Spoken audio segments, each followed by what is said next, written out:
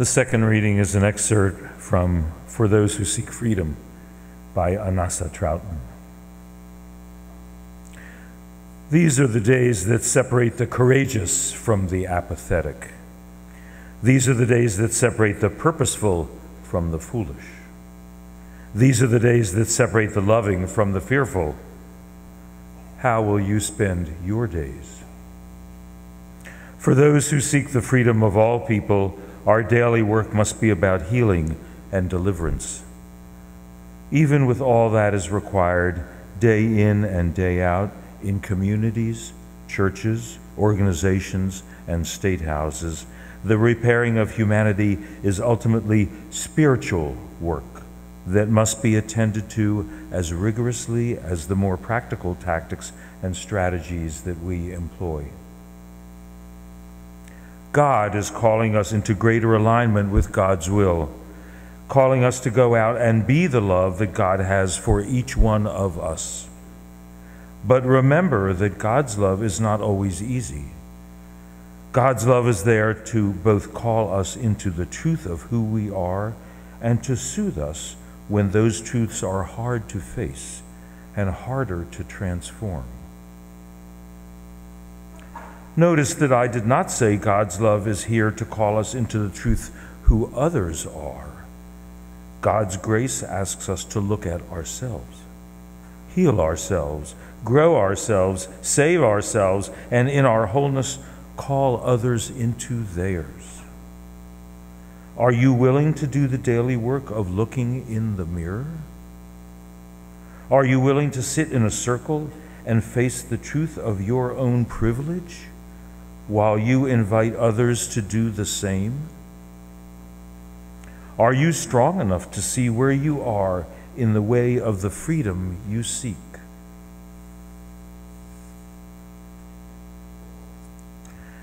Jesus knew his work deeply and was so committed to it that no threat, no fate, no ridicule could deter him.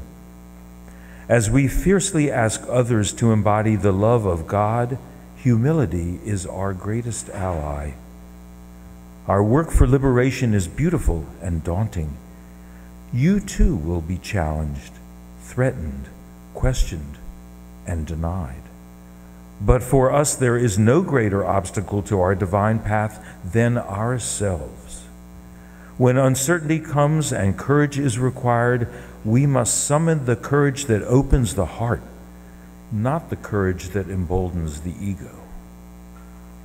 Our power to transform our communities lies in our power to transform ourselves. Be powerful enough to love yourself. Be powerful enough to be tender with yourself. Find the souls around you that see you clearly and accept your light and your shadows. Let them see the truth of who you are and invite them to witness your wholeness. Care for each other. Nurture each other. Hold each other accountable, and together go into battle for the things you know are worth fighting for. Good morning. Good morning. Good morning. Right? You know, being a Unitarian Universalist requires something of us. Our shared faith, this living tradition, calls us to sacrifice something in response to our calling to this place that we call our own. What is the cost of being a Unitarian Universalist?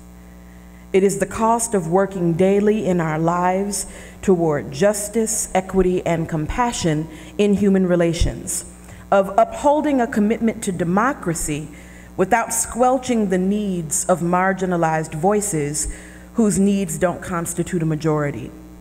It is a willingness to care beyond ourselves for the interdependent web of which we are a part, and to consider how our actions impact others at every turn.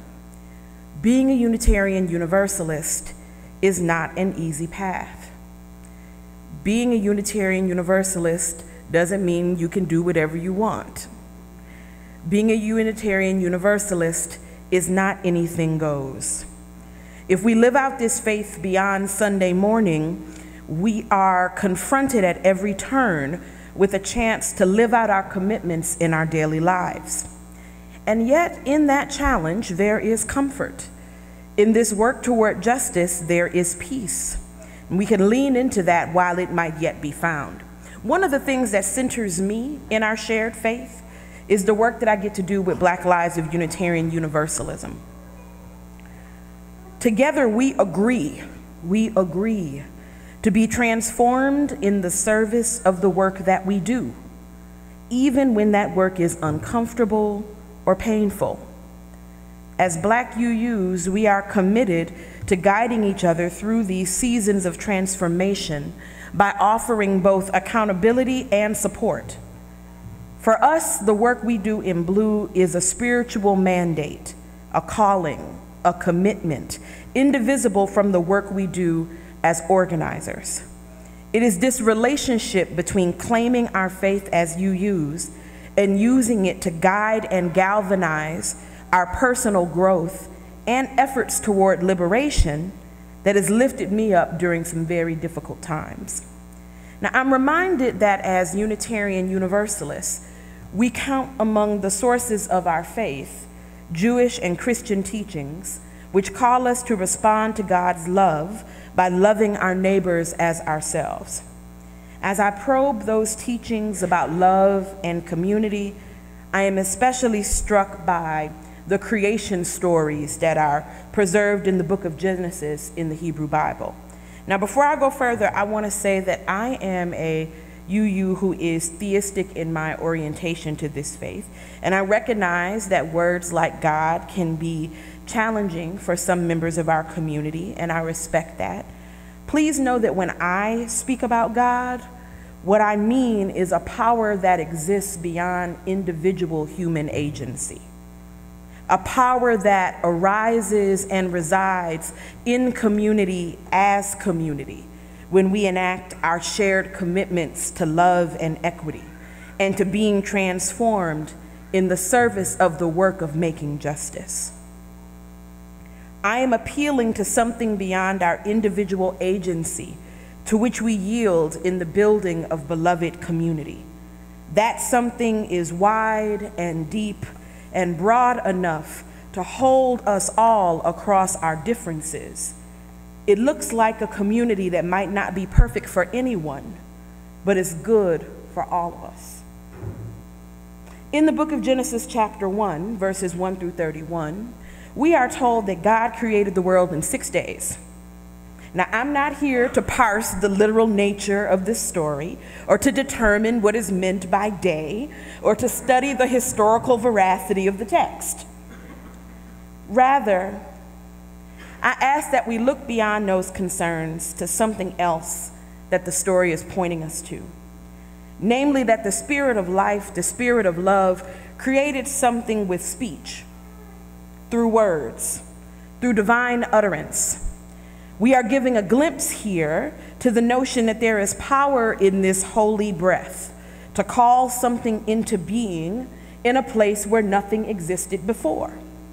Now, the authors of Genesis report that in the beginning, when God began the work of creation, a wind swept across the waters. In Hebrew, the word for this divine wind or spirit is ruah.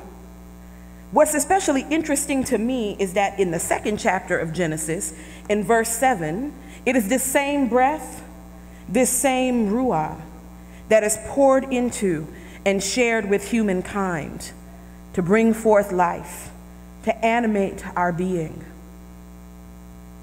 The same divine breath that we are told hovered over the expanse of nothingness and then called the natural world into being is breathed into God's first human creation. This breath of life is shared intimately between the human and the divine. Now, what comfort might we find in this narrative as we seek to do the work of dismantling white supremacy and systems of oppression that harm so many people every day? What does this old story from the wisdom literature of a minoritized people from a long time ago have for us today? What does this story have for us right now? I invite us to consider there is power in us that is as close to us as our own breath, that courses through our very being. In this story from this desert community from long ago, we are told that people share the divine breath that creates, that animates, that calls forth in places where there was nothing before. Now, we are reminded as Unitarian Universalists in the first principle upheld by our member congregations that we are to affirm and promote the inherent worth and dignity of every person. Refracted through the lens of white supremacy culture, that principle is wrongly interpreted to be about our own individual specialness, a right to perfect comfort, a right to a life without challenge in our congregations. Understood properly, the first principle reminds us that everyone we interact with is our neighbor, one who shares that same divine breath, and that each of us is worthy of respect. This must be a respect that includes moving through the world without being forced to navigate systems that foreclose opportunities based on race or other markers of identity. That power that some of us call God, that some of us call the spirit of life, that some of us call healing energy that arises in community, that power resides in us. We gather together in worship to lift up the good, the holy that comes, the God that comes, when we share in the work of dismantling oppression to enact our commitment to justice. Now, too many times I find myself in UU communities where the work of justice making is somehow separate from faith and formation.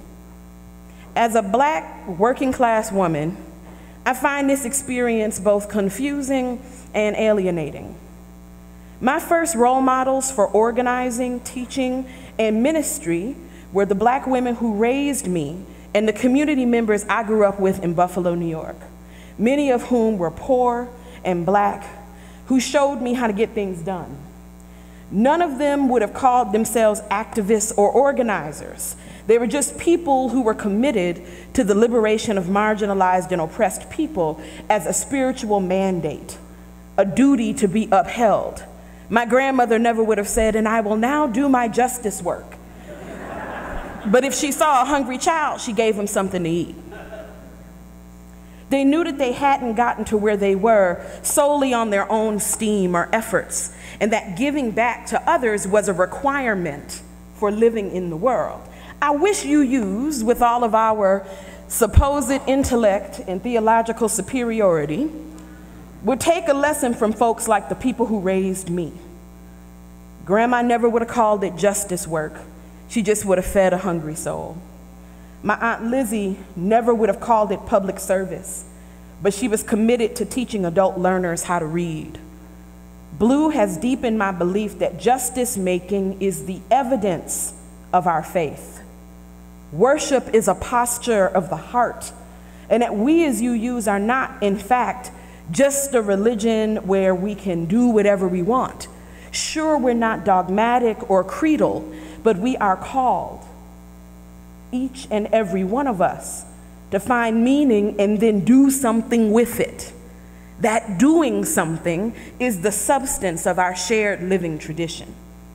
We have been called into being for such a time as this to live out the bonds of beloved community and to make that vision a reality.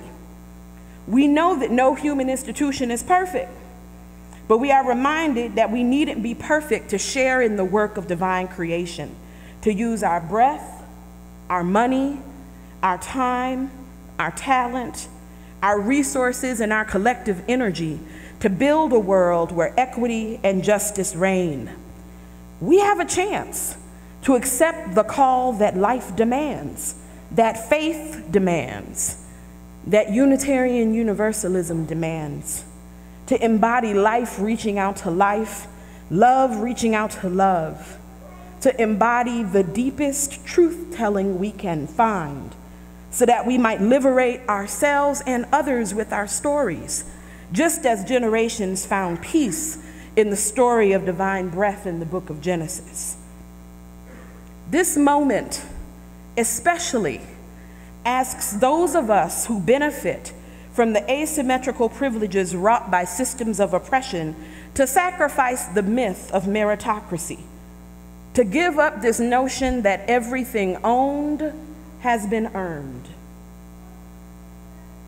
Instead, this moment is calling us to examine how our social and cultural position rests on the oppression of those who have been marginalized and minoritized, erased from human narratives, and left to suffer in an unjust world.